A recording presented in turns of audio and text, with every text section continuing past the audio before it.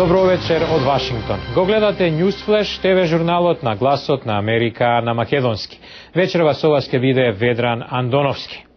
Трговијата и климатските промени се двете главни теми на вториот ден на самитот на групата 8 индустријски најразвиени земји, што се одржува во Италија. Државниците од групата 8 заедно со колегите од 5 главни земји во развој – Бразил, Кина, Индија, Мексико и Јужна Африка се согласија дека има потреба до наредната година да се заврши запрената рунда на светски трговски разговори од Доха. Г8 изврши притисок врз колегите од земјите во развој да го поддржат договорот што групата го постигна во средата за големо намалување на испуштањето на гасови штетни по озонската обвивка до 2050. Но земјите на чело со Индија и Кина одбија да се обврзат на конкретни цели. Американскиот претседател Барак Обама се сретна со бразилскиот колега Луис Инасио Лула да Силва, со кого разговараше за климатските промени, енергијата и политичките кризи во Хондурас и Иран. Портпаролот на Белата куќа Роберт Гибс рече дека Обама изразил надеж дека Бразил ќе ги искористи блиските трговски врски со Иран за енергично да го пренесе ставот на групата 8 кон исламската држава. Во соопштение во средата, лидерите на Г8 истакнаа дека го губат трпението поради одбивањето на Техеран да ја прекине нуклеарната програма, за која се претпоставува дека е наменета за нуклеарно оружје.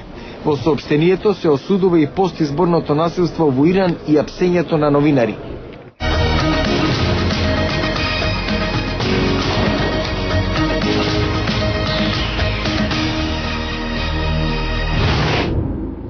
Според најнова анализа на 787 милиарди долари тешкиот пакет за стимулирање на американската економија, средствата можеби не стигаат онаму каде се најпотребни. Во извештајот на владината Канцеларија за одговорност, објавен во средата, стои дека владите на сојузните држави изминативе 4 месеци примиле 29 милиарди долари, но дека тие пари биле наменети за краткорочни потреби. Како резултат на тоа, настрана биле оставени градови и области најмногу погодени од рецесијата. Извештајот наведе некои законодавци во Конгресот да изјава дека пакетот не е функционален, но представник на владата на претседателот Обама, одговорен за буџет, на Конгресен распит кажа дека планот помага во санирање на економијата. Откако планот стапи на сила, невработеноста во САД се зголеми за 9,5%, што е највисоко ниво во последниве 26 години. Најмалку 40 лица загинале во 3 бомбашки напади во северен Ирак, една недела откако американските сили се повлекоа од ирачките градови. Двајца бомбаши самоубијци убиле најмалку 34 лица, а повредиле преку 60 во градот Тал Араф. Во експлозија на бомба во областа Садара во Багдад пак загинале најмалку 4 лица, а биле повредени 16.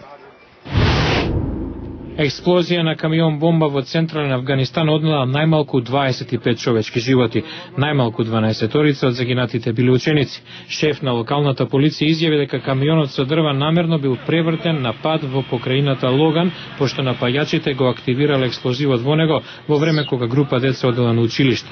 Силите на НАТО во Авганистан соопштија дека од патна мина во јужниот дел на земјата загинале двајца војници на Алијансата. Американски командант во оделно соопштение објави дека 4000 американски маринци кои војуваат против талибанските милитанти во јужен Авганистан ги истерале бунтовниците од голем дел на покраината Хелманд. Лица задолжени за интернет безбедноста велат дека хакери во четвртокот извршиле нов бран кибернетски напади во Јужна Кореја. Властите во Сеул за нападите обвинуваат Северна Кореја. Одредени владени веб страници веќе по трет пат се погодени во последниве денови, како оние на Јужнокорејското министерство за одбрана и Националната служба за разузнавање. Погодена била и страницата на најмалку една јужнокорејска банка. Националната служба за разузнавање ги информираше јужнокорејските законодавци дека се сомнева дека властите во Пјонгјанг или симпатизери се вмешани во нападите. Разузнавачки представници додаваат дека ваков координиран напад најверојатно е дело на голема организација или држава. Во претходните хакерски напади во Јужна Кореја беа погодени страницата на претседателот, на владеачката партија, на Министерството за одбрана и други владени канцеларии. Кибернетските напади ги зафатија и САД. Официјални лица велат дека биле погодени страниците на Белата куќа, одделите за домашна безбедност, одбрана и финансии, како и страницата на Гласот на Америка.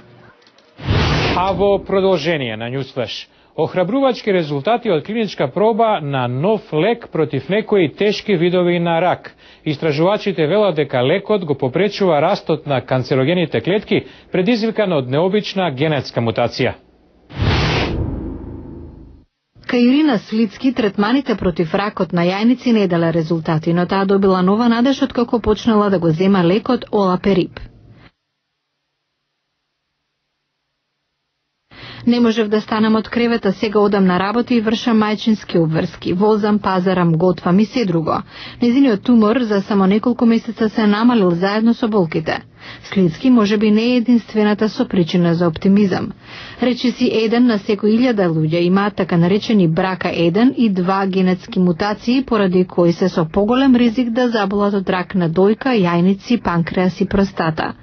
Во првата фаза на клиничката проба на Олаперип учествувале 60 мажи и жени. 22 имале брака мутации. Сите пациенти започнале со мала доза на Олаперип. По 3 недели дозата за пациентите со брака била зголемена на 600 мг 2 пати дневно. Истражувачите велат дека кај 40% од овие пациенти со некои од најагресивни форми на рак на дојка, јајници и простата, туморите се намалиле. Олаперип действува поинаку од другите лекови против ракот. Како што клетките растат и се размножуваат, тие често стануваат оштетени. Ензим наречен PARP вообичаено помага во нивната обнова, но Олаперип го спречува ензимот PARP во канцерогените клетки што имаат брака мутација. Доктор Ерик Вајнер од Институтот против рак Дейна Фарбер вели дека лекот е особено добра вест за жените. Даде резултати кај жените во случаи што напати се мошне тешки за третман. Истражувачите велат дека е прерано да се каже дали Олаперип е чудотворен лек и додаваат дека се потребни дополнителни клинички проби за да се докаже неговата ефикасност. Истражувањето го спровеле лекари во Британија со финансиска поддршка на произведувачот на лекови AstraZeneca. Објавено е во медицинскиот журнал New England. Тоа беше се за ова издание. Го гледавте Newsflash, ТВ журналот на гласот на Америка на македонски. Вечерва со вас беше Ведран Андоновски. Посетете ја нашата интернет страница glasnaamerika.com. Ви благодарам на вниманието и пријатна вечер.